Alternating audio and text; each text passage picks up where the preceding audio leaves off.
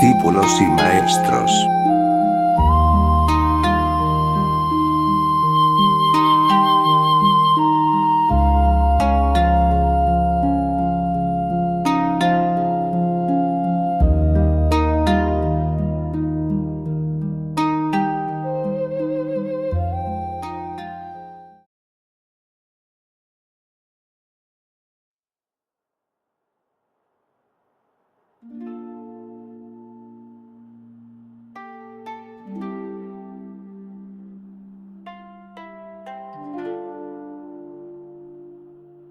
Ninagawa Shinzaemon, un poeta de versos enlazados y devoto del Zen, deseaba convertirse en discípulo del extraordinario maestro Ikkyu, quien era abad del Daitokuji, en Murasakino, un campo violeta.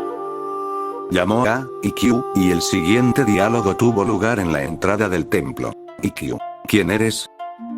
Ninagawa, un devoto del budismo.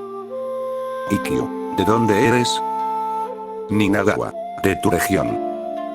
Ikkyu, ah. ¿Y qué está pasando allí estos días? Ninagawa, los cuervos graznan, los gorriones trinan. Ikkyu, ¿y dónde crees que estás ahora? Ninagawa, en un campo teñido de violeta intenso. Ikkyu, ¿por qué? Ninagawa, mis canto, glorias de la mañana, cártamos, crisantemos, ásteres. Ikkyu, ¿y cuando se hayan ido? Ninagawa, es mi Yajino, el campo de la floración otoñal. Ikkyu, ¿qué ocurre en ese campo? Ninagawa, el arroyo fluye, el viento barre. Sorprendido por el discurso zen de Ninagawa, Ikkyu lo condujo a su habitación y le sirvió té. Luego pronunció este verso improvisado: quiero servirte exquisiteces. Ay. La secta zen no puede ofrecer nada. A lo que el visitante respondió: la mente que no me ofrece nada es el vacío original, una exquisitez de exquisiteces. Profundamente conmovido, el maestro dijo: hijo mío, has aprendido mucho.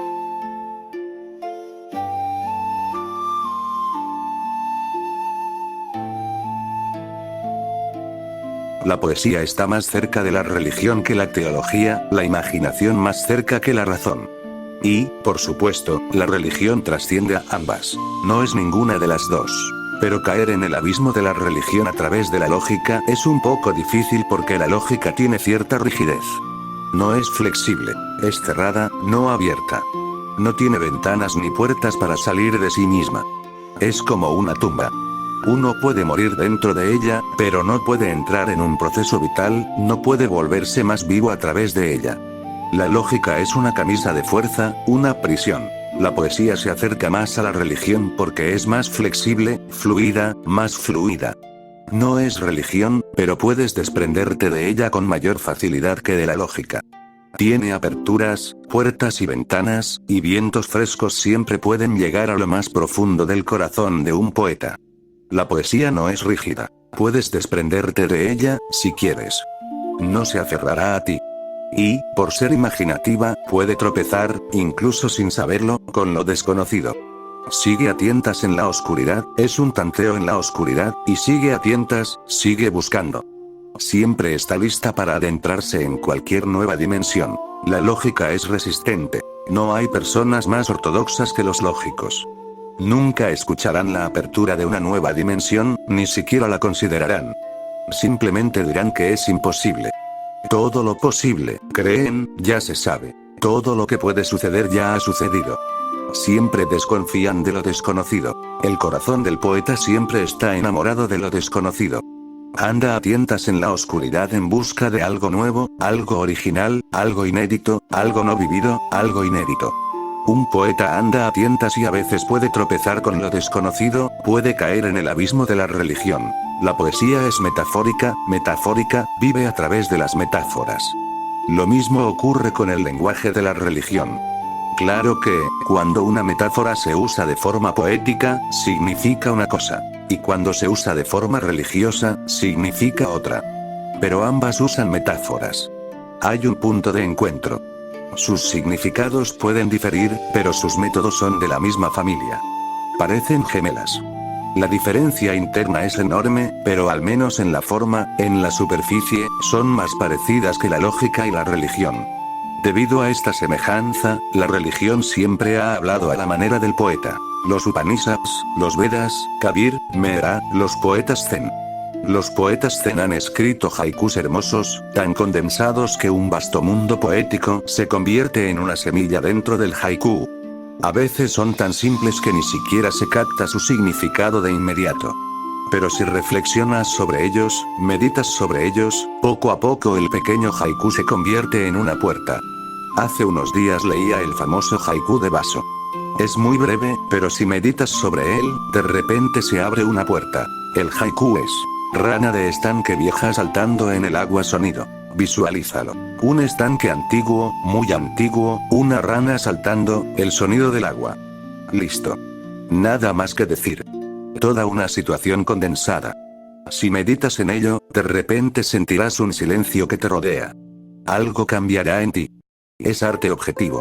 Poetas zen, místicos sufíes, santos hindúes, todos han hablado en el lenguaje de la poesía, e incluso si a veces Buda, Mahavira y Jesús no hablan en el lenguaje de la poesía sigue ahí, ya sea que hablen en ella o no. Si los escuchas, sentirás cierta calidad poética bajo sus palabras. Su prosa es solo superficial. La forma es prosaica, pero el espíritu es poético. De hecho, quien está iluminado no puede hacer otra cosa.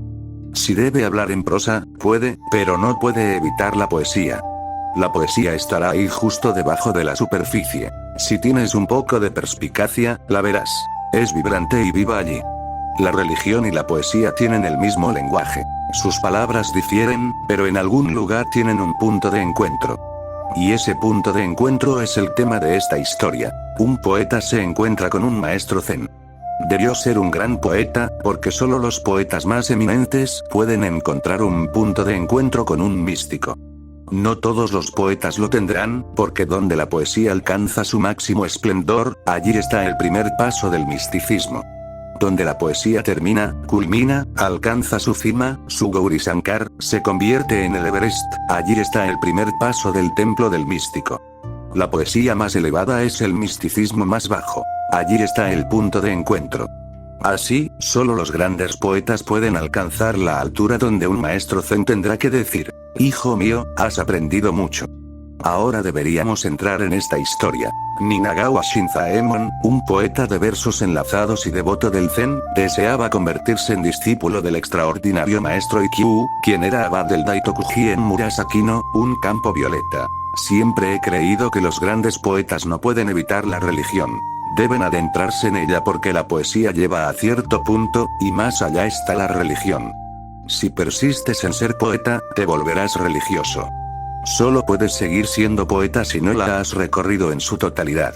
Así, solo los pequeños poetas pueden seguir siendo poetas. Los grandes poetas están destinados a adentrarse en la religión. No puedes escapar de ella porque llega a un punto donde termina la poesía y comienza la religión. Si sigues hasta ese punto, ¿a dónde irás? En ese momento, la poesía se convierte en religión. Hay que seguirla. Lo mismo le sucede a un lógico, a un científico, pero de forma diferente.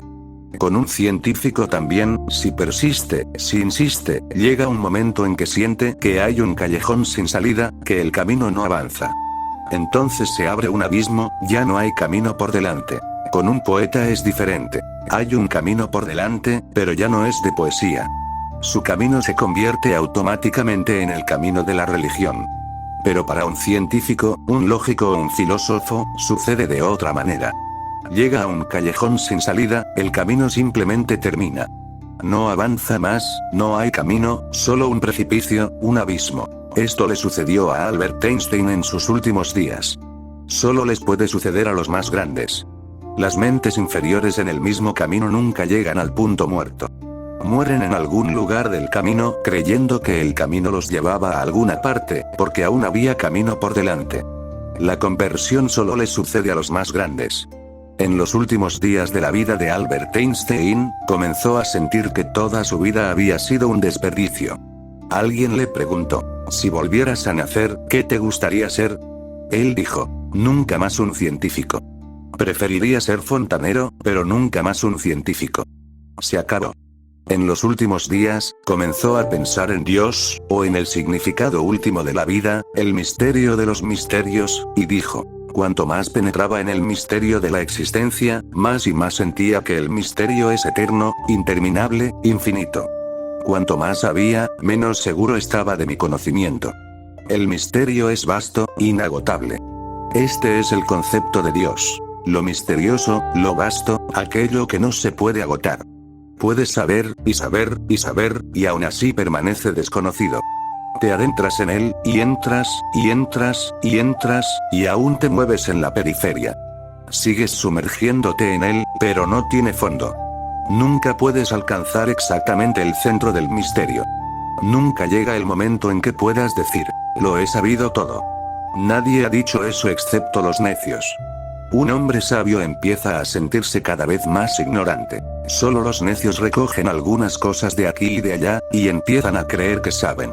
Solo los necios son conocedores, afirman tener conocimiento. Incluso en una búsqueda científica, llega un momento en que el camino no lleva a ninguna parte. Entonces, de repente, hay un salto. Un poeta puede adentrarse en la religión sin ningún salto, simplemente puede resbalar. Los caminos están conectados. Pero un científico tiene que dar un salto. Un giro total, de 360 grados. Tiene que dar un vuelco total, de adentro hacia afuera, de afuera hacia adentro. Pero un poeta puede simplemente resbalar, como una serpiente que se escapa de su vieja piel. Por eso digo que la poesía está más cerca de la religión. Este hombre, Ninagawa, debió ser un poeta muy, muy grande. Por eso se interesó en la meditación zen. Si la poesía no te lleva a la meditación, no es poesía. A lo sumo, puede ser una ingeniosa composición de palabras, pero no habrá poesía en ella. Puedes ser un buen lingüista, un buen compositor, un buen gramático, alguien que conoce todas las reglas de la poesía, pero no eres un poeta, porque la poesía, en su esencia más profunda, es meditativa. Un poeta no es un compositor. Un poeta es un visionario. No compone, la poesía le surge en ciertos momentos. Esos momentos son de meditación. De hecho, cuando el poeta no está, surge la poesía. Cuando el poeta está completamente ausente, de repente se llena de algo desconocido, inesperado. De repente, algo desconocido lo invade, una brisa fresca llega a su casa. Ahora tiene que traducir esta brisa fresca al lenguaje. No es un compositor, es un traductor. Un poeta es un traductor. Algo sucede dentro de su ser y él lo traduce el lenguaje, a palabras. Algo sin palabras se agita en su interior. Es más como un sentimiento y menos como un pensamiento. Está menos en la cabeza y más en el corazón. Un poeta es muy valiente. Vivir con el corazón requiere la valentía más profunda. La palabra valentía es muy interesante. Proviene de la raíz latina cor, que significa el corazón. La palabra valentía viene de la raíz cor. Cor significa corazón, así que ser valiente significa vivir con el corazón. Y los débiles, solo los débiles, viven con la cabeza. Temerosos, crean una lógica segura a su alrededor. Temerosos, cierran todas las ventanas y puertas con teología, conceptos, palabras, teorías, y en su interior se esconden. El camino del corazón es el camino de la valentía. Es vivir en la inseguridad. Es vivir en el amor y la confianza. Es adentrarse en lo desconocido. Es dejar atrás el pasado y permitir que el futuro exista. La valentía es transitar por caminos peligrosos. La vida es peligrosa y solo los cobardes pueden evitarlo. Pero entonces ya están muertos. Una persona viva, realmente viva, vitalmente viva, siempre se adentrará en lo desconocido. Hay peligro ahí, pero correrá el riesgo. El corazón siempre está dispuesto a correr el riesgo. El corazón es un jugador, la cabeza es un hombre de negocios. La cabeza siempre calcula, es astuta. El corazón no calcula. Esta palabra inglesa, coraje, es hermosa, muy interesante. Vivir con el corazón es su significado. Un poeta vive con el corazón. Y, poco a poco, en el corazón empieza a escuchar los sonidos de lo desconocido. La mente no puede escuchar. Está muy lejos de lo desconocido. La cabeza está llena de lo conocido. ¿Qué es tu mente? Es todo lo que has conocido. Es el pasado, lo muerto, lo que se ha ido. La mente no es más que el pasado acumulado, la memoria. El corazón es el futuro, el corazón siempre es la esperanza, el corazón siempre está en algún lugar del futuro. La cabeza piensa en el pasado. El corazón sueña con el futuro. Y les digo que el presente está más cerca del futuro que del pasado. Por eso digo que el poeta está más cerca de la religión. La filosofía, la lógica, la metafísica, la teología, la ciencia, todo pertenece al pasado, a lo conocido. La poesía, la música, la danza, el arte, todas las artes, pertenecen al futuro. La religión pertenece al presente, y te digo que el futuro está más cerca del presente que del pasado, porque el pasado ya se fue. El futuro está por venir. El futuro aún no ha sido. El futuro aún tiene la posibilidad. Vendrá. Ya está llegando. A cada momento, el futuro se está convirtiendo en presente, y el presente se está convirtiendo en pasado. El pasado no tiene posibilidad, ha sido usado. Ya te has alejado de él. Está agotado, es algo muerto, es como una tumba. El futuro es como una semilla. Viene, siempre alcanzando y encontrándose con el presente. Siempre estás en movimiento. El presente no es más que un movimiento hacia el futuro. Ya es un paso que has dado. Va hacia el futuro. La poesía se ocupa de la posibilidad, la esperanza, los sueños. Está más cerca. Este hombre, Ninagawa, debió ser un gran poeta. ¿Por qué digo que debió serlo? No he leído su poesía, no sé qué escribió, pero digo que debió serlo porque se interesó por el Zen. Y no solo eso, deseaba ser discípulo del extraordinario maestro Ikkyu. Interesarse por el Zen no basta a menos que te conviertas en discípulo. Interesarse por la religión no basta. Es bueno, pero no lleva muy lejos. El interés sigue siendo curiosidad, sigue siendo mental, a menos que te comprometas de lleno, a menos que te conviertas en discípulo. Convertirse en discípulo es una gran decisión. No es una decisión cualquiera, es una decisión muy difícil, casi imposible. Siempre digo que convertirse en discípulo es la revolución más imposible. Porque, ¿cómo se puede confiar en otro? ¿Cómo se puede dejar la vida en manos de otro?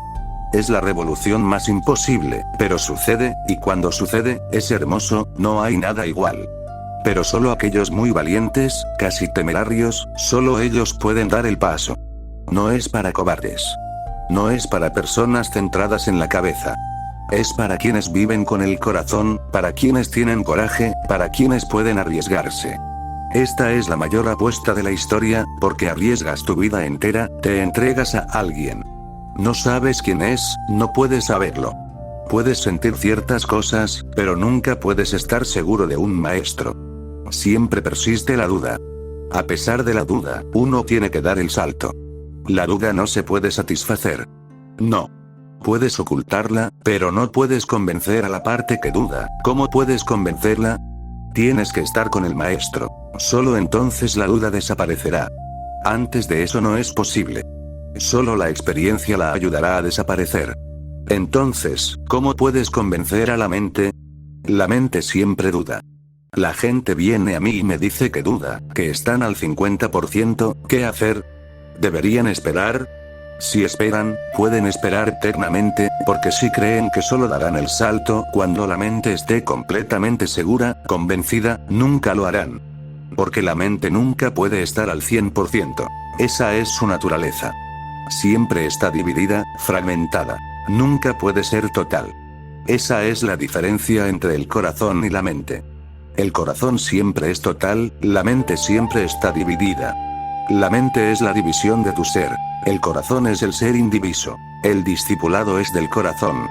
La mente sigue divagando, hablando, dudando y sospechando. A pesar de eso, a pesar de la mente crítica, uno se lanza. Digo a pesar de eso. Esa es la única manera. Simplemente no escuchas a la mente. Simplemente te mueves por debajo de ella, llegas al corazón y le preguntas. El discipulado es como el amor, no como una sociedad comercial. No es un trato.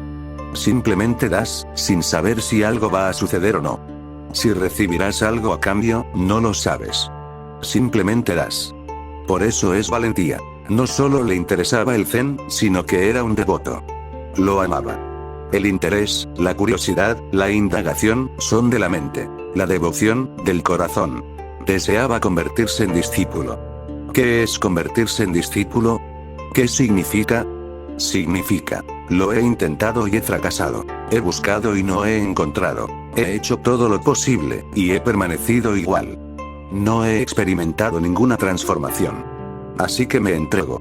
Ahora el maestro será el factor decisivo, no yo. Simplemente lo seguiré como una sombra. Haré lo que él diga. No pediré pruebas. No pediré que primero me convenza. No discutiré, simplemente seguiré, con profunda confianza. La mente puede seguir diciendo: ¿qué estás haciendo? Esto no está bien. Esto no te llevará a ninguna parte, esto es una tontería, esto es una locura. La mente seguirá repitiendo esto, pero, una vez que has tomado la decisión de ser discípulo, no escuchas a la mente, escuchas al maestro. Hasta ahora has escuchado a tu propia mente, algo. De ahora en adelante, escucharás al maestro. Ahora el maestro será tu mente. Este es el significado del discipulado. Te dejarás a un lado y permitirás que el maestro penetre en lo más profundo de tu ser. Ya no existes. Ahora solo existe el maestro. Ser discípulo significa ser una sombra, dejar tu ego completamente a un lado. Ninagawa invocó a Ikkyu y el siguiente diálogo tuvo lugar en la entrada del templo. Las historias zen son sumamente significativas. Ninguna palabra es innecesaria, ni siquiera una sola. El siguiente diálogo tuvo lugar a la entrada del templo. Primero, la palabra diálogo. El diálogo no es solo hablar. No es discutir, no es discutir, no es un debate. Un diálogo tiene una cualidad diferente. Un diálogo es el encuentro de dos seres, que se encuentran en el amor, intentando comprenderse. No intentan discutir, no intentan discutir. Solo una actitud muy comprensiva. Un diálogo es participar en la existencia del otro. Dos amigos o dos amantes hablando sin antagonismo interior, sin esforzarse por demostrar que uno tiene razón y el otro no. Eso ocurre cuando hablas con la gente. Insistes sutilmente en demostrar que tienes razón. Y el otro insiste en demostrar que la tiene. Entonces el diálogo es imposible. Dialogar significa intentar comprender al otro con una mente abierta. El diálogo es un fenómeno poco común y hermoso porque ambos se enriquecen.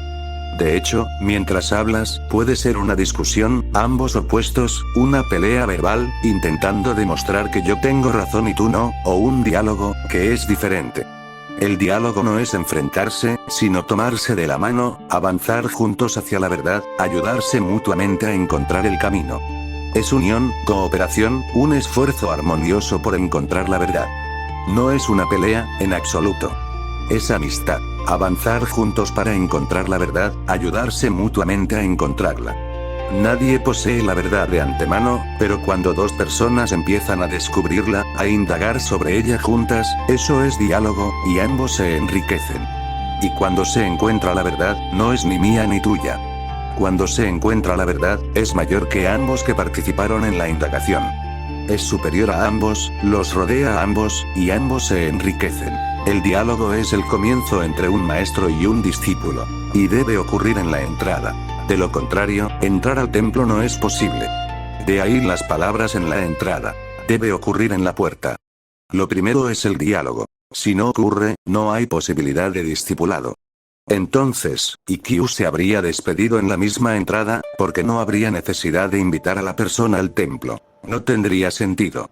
Así que, sentado en la entrada, quizás sentado en los escalones, este diálogo tuvo lugar. Ikkyu intentó sentir al hombre. Tenía que sentir al hombre, su potencial, su posibilidad, su actitud. ¿Cuán profunda era su indagación? ¿Cuán profunda era su urgencia de indagar? ¿Era solo curiosidad? ¿Era solo un filósofo o un verdadero devoto? Ikkyu simplemente intentaba sentir su ser y Ninagawa lo permitió, participó en ello. No se asustó, no intentó defenderse, no intentó fingir ser algo que no era. Abrió su corazón a este hombre por completo. Permitió que este hombre entrara en él, que sintiera, porque así es como un maestro debe decidir si has llegado aquí accidentalmente o si has venido de verdad. La llegada puede ser accidental. Alguien te lo dijo y, al pasar por la calle, dijiste: bueno, hay tiempo de sobra para ir al cine. Vamos a ver quién es este maestro. Si es accidental, es mejor terminar la relación al principio, porque no llevará a ninguna parte. Si la mente es discutidora, si está demasiado llena de sus propias ideas, puedes convertirte en estudiante, pero no en discípulo. Y un maestro no es un profesor. No busca estudiantes, no dirige una escuela. Crea un templo del corazón, un santuario. Trae un fenómeno sagrado a la tierra. Ikkyu tuvo que sentir, y lo sintió profundamente. Y el hombre demostró su valía, era auténtico. No reaccionó, respondió al maestro, y a cualquier pregunta que el maestro le hiciera, le dio una respuesta completa. Esas respuestas son hermosas, muévete despacio. Invocó a Ikkyu y en la entrada del templo se produjo el siguiente diálogo. Ikkyu, ¿quién eres tú? Esa será toda la búsqueda. ¿Quién soy? Es todo lo que la religión trata. Si ya sabes quién eres, entonces no hay necesidad de preocuparse. O, si en tu ignorancia te has identificado con el nombre y la forma, demasiado identificado, demasiado lleno de tu nombre y forma, entonces, tampoco eres lo suficientemente maduro para que un maestro como Ikkyu te acepte. Tienes que ir a un maestro menor, de hecho, a un maestro que te enseñe que no eres el nombre, ni la forma, ni el cuerpo, ni esto ni aquello, y crear un terreno filosófico en el que un maestro pueda sembrar la semilla. Necesitas ir a un maestro. Así que lo primero que Ikkyu preguntó fue, ¿quién eres? Dijo Ninagawa, un devoto del budismo. Una actitud muy humilde, sin pretensiones. No dijo su nombre. Soy Ninagawa, ¿no lo sabes? ¿No has oído hablar del poeta más grande del país? ¿No lees los periódicos? ¿Qué tonterías preguntas? ¿Quién eres? Todo el mundo en el país lo sabe, incluso el emperador. Los poetas son personas muy egoístas. Poetas, escritores, novelistas, todos tienen egos muy arraigados. No hay gente más egoísta que los literatos. Es muy difícil dialogar con ellos. Ya saben. Pueden enseñarte, pero no se les puede enseñar. Solo porque pueden componer unas pocas líneas, solo porque pueden escribir un artículo, una novela o un relato, empiezan a sentirse muy importantes. De hecho, un verdadero poeta no tendrá ego. Si un poeta tiene un ego muy arraigado, no es poeta en absoluto. Porque no ha aprendido nada de su poesía, ni siquiera ha aprendido esta verdad fundamental, que la poesía solo se desarrolla cuando tú no estás. Así que debe estar componiendo, debe estar haciendo algo. La poesía es como cualquier técnica. Puede ser un técnico, pero no es un poeta. Puede ser capaz de ordenar palabras hermosas, con ritmo, puede seguir todas las reglas, puede ser perfecto, pero no es un poeta. Puede que sea inteligente, técnicamente correcto, pero en el fondo, si el ego persiste, no sabe qué es la poesía. Sucedió que cuando Coleridge, uno de los más grandes poetas, murió, dejó casi 40.000 piezas incompletas. Empezaba un poema, escribía 3 versos y luego se detenía. Pasaban los años y de repente un día añadía 2 versos más y se detenía. 40.000 poemas incompletos. Justo antes de morir, alguien le preguntó, ¿qué has estado haciendo? Son cosas tan hermosas, ¿por qué no las terminas? Él dijo, ¿cómo puedo completarlas? Nunca las escribí, vinieron. Cuando vienen, vienen.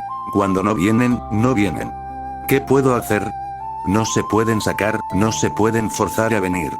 No sé de dónde vienen. De repente, un verso desciende. A veces todo el poema viene en sucesión, a veces no, y no se puede hacer nada porque no sé de dónde vienen. De hecho, cuando vienen, no estoy. Estoy tan aturdido, me convierto en un vacío. Entonces, ¿cómo puedo completarlas? Por eso existen poemas antiguos sin firma. Nadie sabe quién los escribió. ¿Quién escribió los Upanishads, los poemas más grandiosos? Nadie lo sabe. Los autores nunca los firmaron. Nunca los firmaron por su humildad.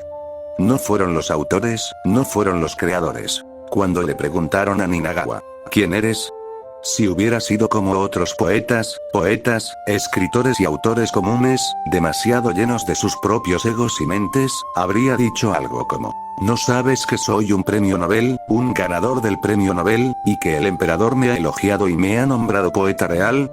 No, Ninagawa dijo, un devoto del budismo. No habló de poesía, no habló de su famoso nombre, no habló de sí mismo en absoluto. Simplemente dijo, un devoto del budismo, un devoto de Buda. Un devoto, eso demostró que estaba allí por su corazón, por su amor. Estaba allí no por su razonamiento, estaba allí por su sentimiento. Simplemente un devoto. Ikkyu, ¿de dónde eres? Ninagawa, de tu región. Una hermosa metáfora. De hecho, él era de la misma región, de la misma parte del país, de donde provenía IQ. Pero no se refería a eso. Se refería a la región interior, a la búsqueda interior. Quizás estés muy adelantado, quizás ya lo hayas logrado y yo solo soy un principiante, pero pertenezco a la misma región, la búsqueda es la misma. Soy un compañero de viaje. Una vez que tu corazón se llena del anhelo de conocer la verdad, te conviertes en un compañero de viaje de todos los Budas. Ellos lo han logrado. Tú lo lograrás. Quizás te lleve muchas vidas, pero eso no importa. Has comenzado el camino. Estás apenas al principio, pero ahora eres un compañero de viaje. Ninagawa dice, tu región. Pertenezco a la misma parte del mundo a la que tú perteneces. Ikkyu. Ah. ¿Y qué está pasando por allí últimamente? Sigue pinchándolo, provocándolo. Quizás solo sea un impostor que intenta engañar, diciendo cosas hermosas aprendidas de algún sitio, prestadas. Puede que haya sido un erudito de los clásicos Zen donde se dan tales diálogos. Pero no puede escapar de IQ. Si es un impostor, caerá en algún lugar. Ah. ¿Y qué está pasando allí últimamente? IQ lo recuerda una y otra vez. Entiende lo que dice Ninagawa, a qué se refiere con tu región, pero no lo admite. ¿Qué está pasando allí últimamente? ¿Quién se ha convertido en primer ministro? ¿De quién se ha mudado la esposa con quién? ¿Algún rumor, algún chisme? ¿Qué está pasando allí? Deben de haber ocurrido algunos acontecimientos. Alguien murió, alguien se casó. ¿Acontecimientos? ¿Qué está pasando allí? Ninagawa. Los cuervos graznan, los gorriones trinan. Los primeros ministros, los ministros y su mundo, la política, el mercado, la economía, no son historia real. Son solo accidentes. Ocurren en la periferia. No son parte de la eternidad, ocurren en el tiempo. Lo eterno es la única noticia para quienes saben, y lo accidental es la única noticia para quienes no saben. Ninagawa. Los cuervos graznan, los gorriones trinan. Estas son las noticias eternas, que siempre han estado sucediendo y siguen sucediendo. La naturaleza fluye, las nubes van y vienen, verano e invierno. Esto es la eternidad. Por la mañana sale el sol, y por la tarde se pone quieto. Y por la noche hay estrellas en el cielo con su sutil música. Esto es todo. Esas son las verdaderas noticias. A los cuervos no les importa quién se ha convertido en primer ministro, y a los gorriones no les importa en absoluto el mundo de los acontecimientos. Solo el hombre está lleno de esta basura. Henry Ford dijo, la historia es pura palabrería. Es raro que algo así venga de un hombre muy rico, pero es cierto. ¿Qué importa si Napoleón gana o es derrotado? ¿Quién gobierna? La eternidad se mueve, sin siquiera darse cuenta de que estas cosas suceden. ¿Qué dice Ninagawa? Dice que siempre es lo mismo. Los cuervos graznan, los gorriones trinan y ¿dónde crees que estás ahora? IQ es duro. Ataca desde otra dimensión. ¿Y dónde crees que estás ahora? En un campo teñido de violeta intenso. El templo era conocido como el campo violeta, Murasakino. IQ preguntó, ¿por qué? ¿Por qué lo llamas así? Estás en un campo teñido de violeta intenso. ¿Por qué lo llamas teñido de violeta intenso? Ninagawa. Mis cantos, campanillas, cártamos, crisantemos, ásteres. Flores por todas partes. Ninagawa no menciona que ese era el nombre del templo. Campo violeta. Los nombres pertenecen a la memoria, al pasado, y el maestro preguntaba por el presente. Y ahora, por todas partes, alrededor, hay flores. Mis cantos, campanillas, cártamos, crisantemos, ásteres. Le daban a todo el lugar un intenso color violeta. Cuando IQ preguntó sobre el presente, Ninagawa habló del presente, diciendo que le están dando a todo el lugar un color violeta intenso. IQ está realmente inquieto. No se relaja. Pregunta, ¿y cuando se hayan ido? Estas flores ya están aquí, ¿vale? Lo llamas de un color violeta intenso, un campo violeta. Pero pronto desaparecerán. ¿Cómo lo llamarás cuando desaparezcan? Ninagawa. Es Miyajino, el campo de la floración otoñal. Hay que entender esto. Las nubes van y vienen. Son dos caras de la misma moneda. Las flores florecen y luego desaparecen. También son dos caras del mismo fenómeno. La ausencia y la presencia no son opuestas. Son dos caras de la misma cosa.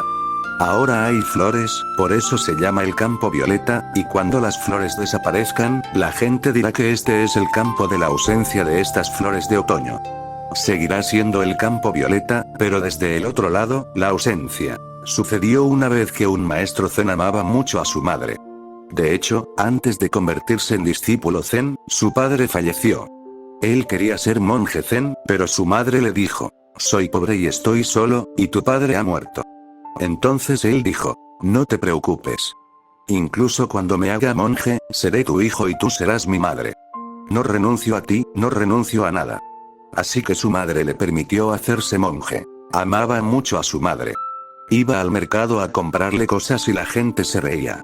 Decían: nunca hemos visto a un monje comprando. Los monjes budistas simplemente mendigan. Y él no solo no mendigaba, sino que compraba carne y pescado, y la gente simplemente se burlaba de él. Esto era demasiado. Claro que compraba estas cosas para su madre, no para sí mismo. A ella le gustaban y no era monja ni religiosa. Entonces su madre, al ver que la gente se reía, que todo el pueblo se reía de que un monje comprara pescado, se hizo vegetariana. Y como la gente se reía de que él comprara cosas, dijo: no vayas. Las compraré yo misma. Continuó siendo un hijo devoto. Una vez fue a predicar a algún lugar y su madre murió mientras él estaba fuera. Llegó justo a tiempo. El cadáver estaba allí y la gente se preparaba para llevarlo al cementerio. Se acercó al cuerpo y le dijo: madre, ¿entonces te has ido? Y él mismo respondió: sí, hijo, he dejado el cuerpo. Luego dijo: no os preocupéis demasiado porque pronto yo también dejaré el cuerpo. Entonces él respondió, desde el lado de la madre: bueno, te esperaré. Y luego les dijo a la gente: me he despedido de mi madre. El diálogo ha terminado. En realidad, todo ha terminado. Ahora pueden llevarse el cadáver. Alguien preguntó: no podemos seguirte, ¿qué pasa? ¿Con quién hablabas? Dijo: a la ausencia de mi madre porque ese es otro aspecto de su ser. Le preguntaron: ¿pero por qué respondiste? Dijo: como no podía responder, tuve que hacer ambas cosas. La ausencia no puede responder, así que tuve que responder desde su lado. Pero ella está ahí, como antes, solo que ahora está en su aspecto ausente. Así que cuando Ikkyu preguntó: ¿y después de que se hayan ido? Ninagawa respondió: es mi Yajino, el campo de la floración otoñal. Es el mismo campo, pero en un aspecto ausente. Manifestado o no manifestado, ser o no ser, vida o muerte, son dos aspectos del mismo fenómeno. No hay nada que elegir. Quienes eligen son estúpidos y caen innecesariamente en el sufrimiento. Asombrado, Ikkyu hizo la última pregunta: ¿qué pasa en ese campo? Cuando las flores se han ido, Ninagawa. El arroyo fluye a través, el viento barre. Sorprendido por el discurso zen de Ninagawa, Ikkyu lo condujo a su habitación y le sirvió té. Recuerden, esto es como el zen, pero no es exactamente zen.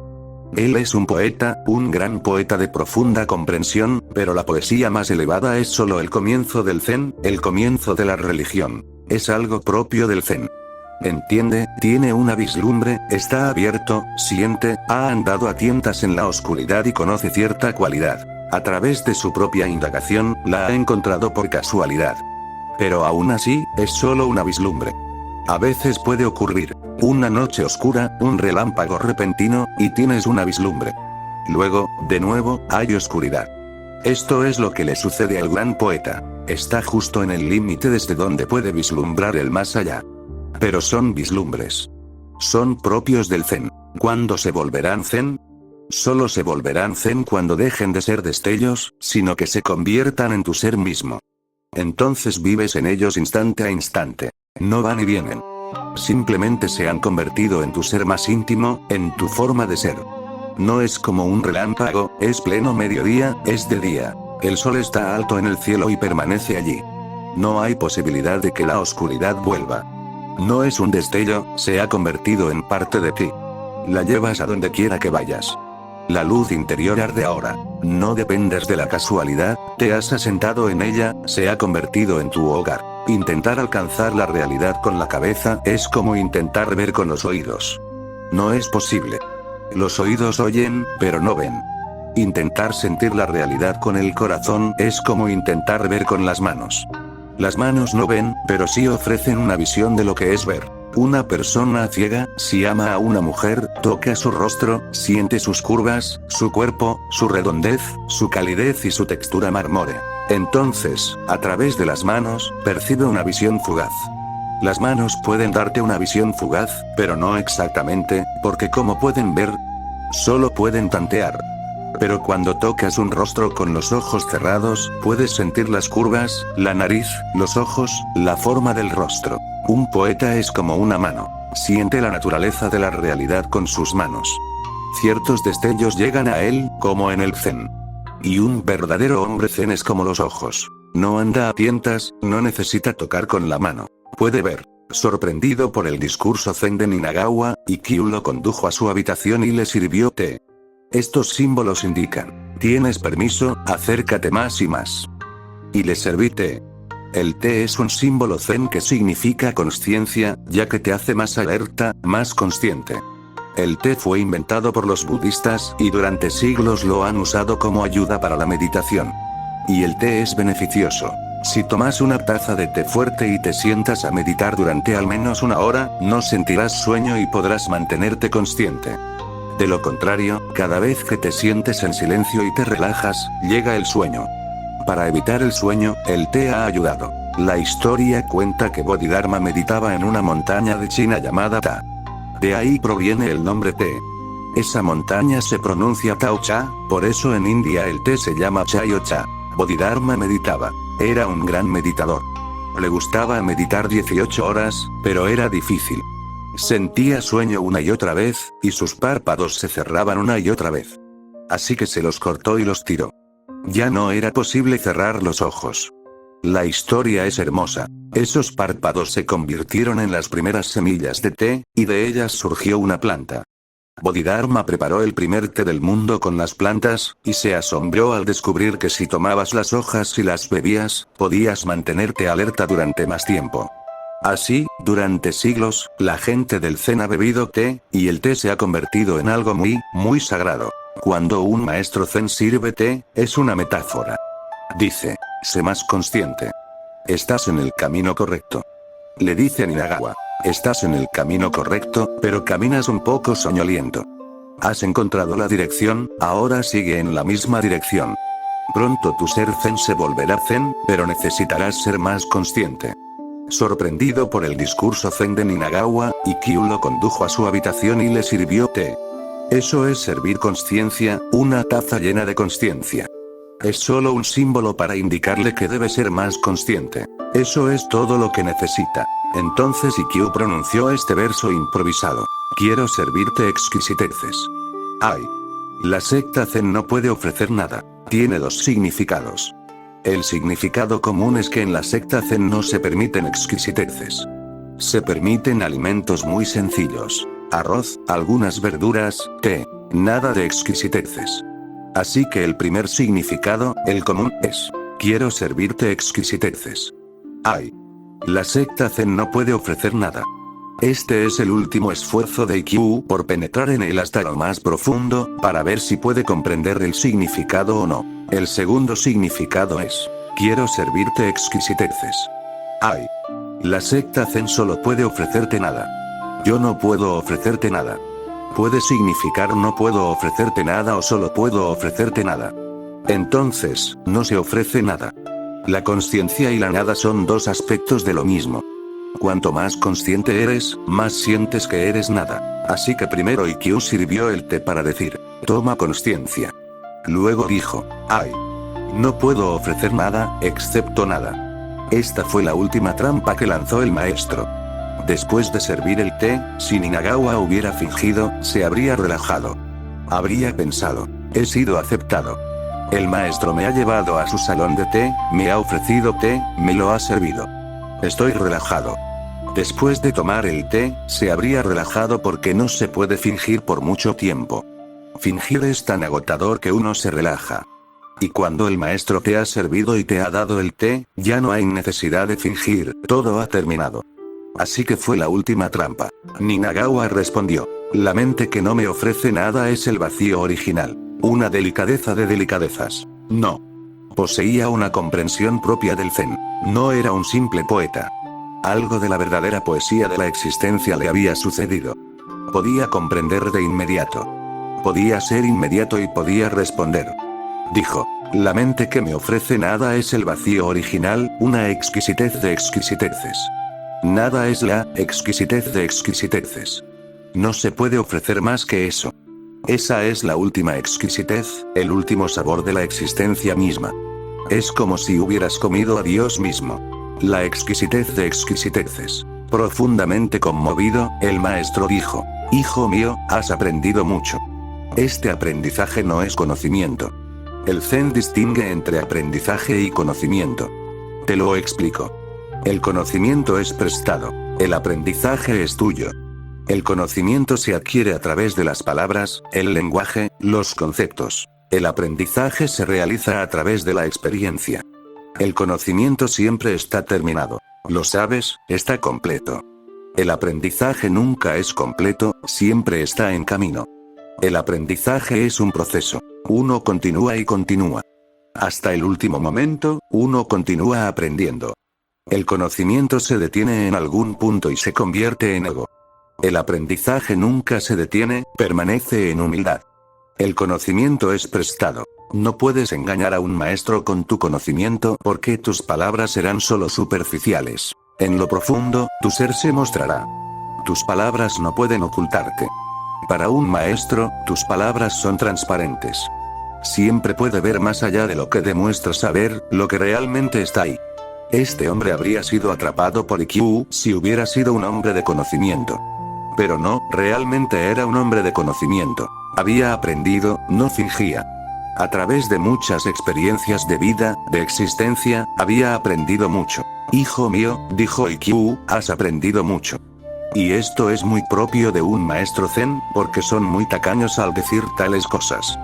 Cuando un maestro zen dice algo así, lo dice en serio. Y solo puede decirlo cuando está realmente conmovido, cuando siente la autenticidad. Solo entonces, de lo contrario, no. Observa esta historia y siéntete en paralelo a ella. ¿Has aprendido o solo has acumulado conocimiento? Que se convierta en una ley fundamental. No reacciones a través del conocimiento, reacciona, es decir, responde, espontáneamente. Solo entonces estarás cada vez más cerca de mí.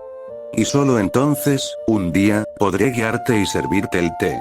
De lo contrario, puedes estar físicamente más cerca de mí y eso no servirá de nada. Tengo que servirte la consciencia y darte la delicadeza de las delicadezas. La nada. Suficiente por hoy.